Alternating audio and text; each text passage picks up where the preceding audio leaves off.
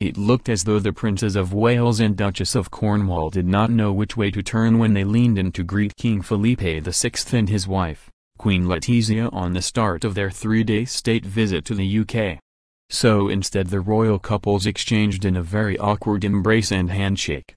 The royal red carpet was rolled out as the Queen and her husband Philip treated the Spanish King and Queen to a military spectacle full of pomp and pageantry at Horse Guards Parade, Henrietta's former jousting yard.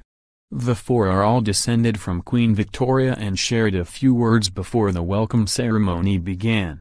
The meeting marks the first state visit by a Spanish monarch since King Juan Carlos toured Britain in 1986 when he raised the controversial issue of Gibraltar, as his son Felipe is expected to do when he addresses parliamentarians later. The Prince of Wales and the Duchess of Cornwall had escorted the King and his wife from their London hotel to Horse Guards Parade, arriving in chauffeur-driven limousines. Following protocol, the Queen introduced the Spanish couple to leading figures from UK national life, including Prime Minister Theresa May, Home Secretary Amber Rudd, whose hat blew off when she arrived, Metropolitan Police Commissioner Cressida Dick, and senior military figures.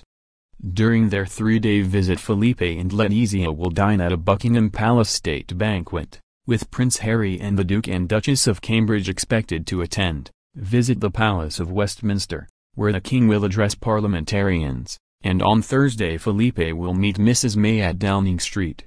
The backdrop to the visit is strained relations between Spain and the UK over the sovereignty of Gibraltar, which have come to the fore because of Brexit.